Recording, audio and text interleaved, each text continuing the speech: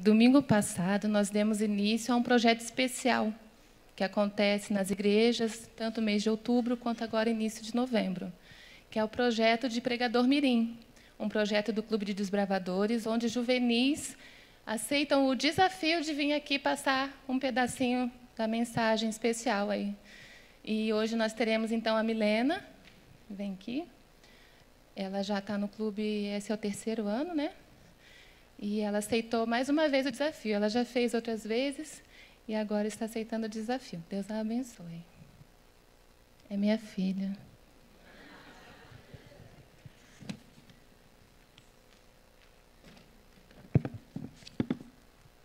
Boa noite.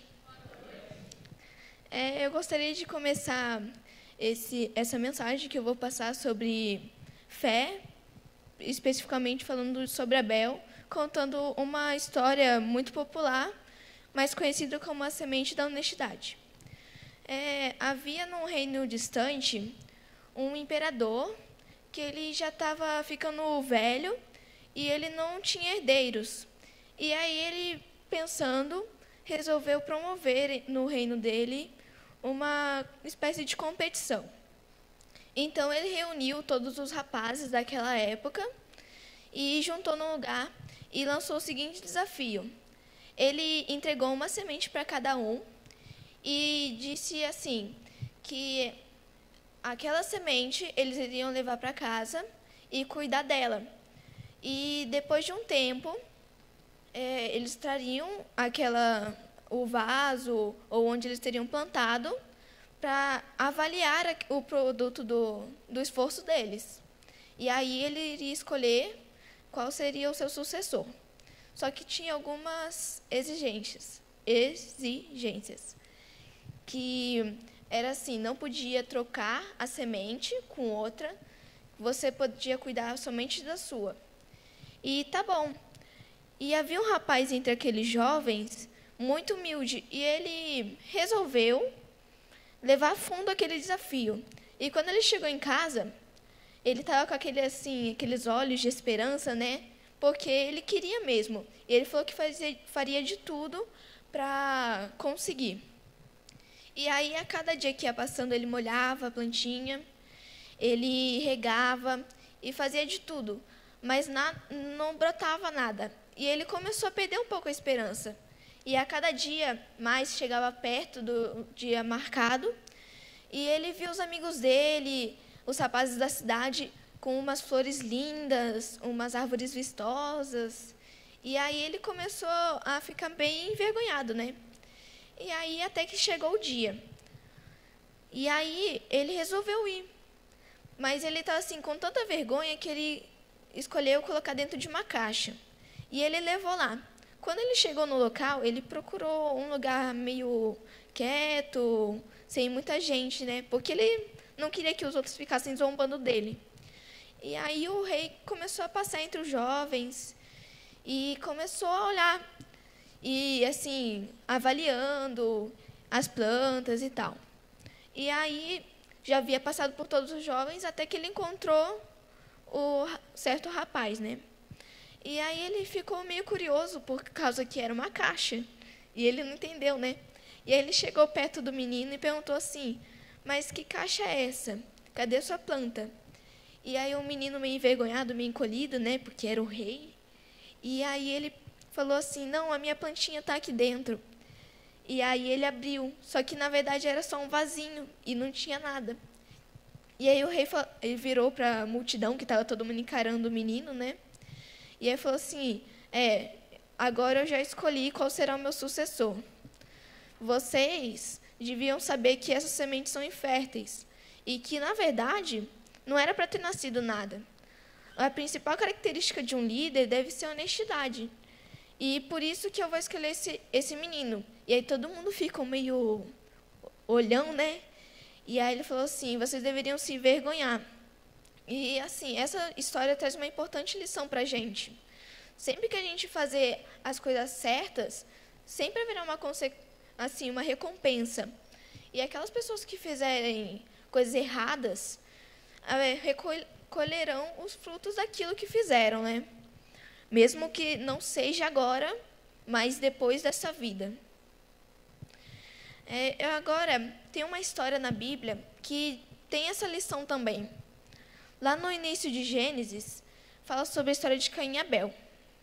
No princípio, Deus havia dado a Adão uma espécie de cerimônia, que consistia no sacrifício de sangue para que houvesse remissão dos pecados e que mostrasse que você acreditava, que você tinha fé na vinda de um Salvador no futuro, que iria morrer para que você pudesse ser salvo. Então, Adão, ele recebeu essa cerimônia de Deus, que explicou todo o procedimento, e Adão, então, quando teve seus primeiros filhos, Caim e Abel, passou para eles essa espécie de sacrifício. E então, os filhos já sabiam de tudo, já sabiam o que tinha que fazer, e aí no dia da oferta, Abel, ele fez aquilo que Deus havia mandado. Ele pegou o primeiro cordeirinho que havia nascido no seu rebanho e entregou a Deus. Enquanto Caim, ele pegou os frutos da terra, o que não era pedido, e deu a Deus, né? Porém, como já sabemos, ou se quiser conferir lá no início de Gênesis, Deus não aceitou a oferta de Caim. Ele ficou muito irado por isso, mas aceitou a de Abel. Como vimos nessa história, Caim, ele não estava pensando no que Deus havia pedido.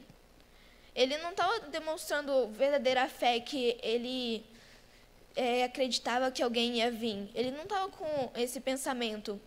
Enquanto Abel, ele foi obediente e foi fiel àquilo que Deus havia mandado. E aí, como diz Ellen White, isso é uma das principais que devem ser as características de um cristão.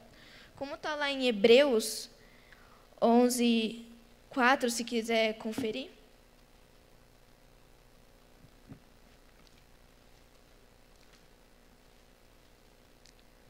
Foi pela fé que Abel ofereceu a Deus um sacrifício melhor do que o de Caim. Pela fé, ele conseguiu a aprovação de Deus como um homem correto, tendo o próprio Deus aprovado as suas ofertas. Por meio de sua fé, Abel, mesmo depois de morto, ainda fala. Podemos aprender com isso que a gente tem que ter fé, porque isso que nos move. E mais adiante, em Hebreus 11:6, diz assim: sem fé, ninguém pode agradar a Deus, porque quem vai a Ele precisa crer que Ele existe e que recompensa os que procuram conhecê-lo. Mas agora, assim, a gente sabe que precisa ter fé. Mas o que adianta a gente acreditar em algo, mas não praticar? Aqui na igreja a gente aprende que deve confiar naquilo que a gente faz e que a gente não deve se abalar pelas coisas desse mundo. Mas o que adianta a gente saber disso, mas quando a gente atravessa aquela porta, está no trabalho, na escola ou na rua, a gente não demonstra um sorriso ou alguma forma de amor para as pessoas, ou até mesmo não confia ou não acredita no que está fazendo. Devemos praticar aquilo que acreditamos. Como está lá em Tiago 2,17, que fala que a fé funciona assim, sem ação não é nada. Mas agora sim, a gente tem fé, a esperança que conhecemos lá na primeira história, mas falta alguma coisa, parece que não tem base. Não, é que nem duas linhas, como não dá para ligar as duas perfeitamente. E agora, lá em Coríntios 13:13,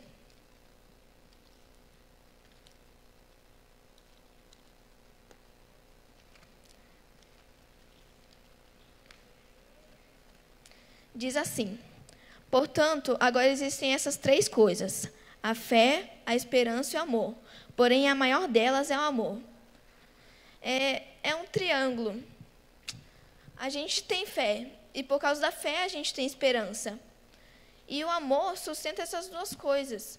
Se a gente não tiver uma dessas três bases, não funciona, a gente não tem sentido para a vida. Por isso, a gente sempre tem que procurar ter essas três ênfases na nossa vida, tanto espiritual como para a gente viver bem aqui na Terra. Eu gostaria de finalizar com uma oração. Pai nosso que estás nos céus, muito obrigado por podermos estar juntos aqui. Peço para que possamos ter uma boa vida e sempre lembrar de ter fé, esperança e amor. Em nome de Jesus, amém.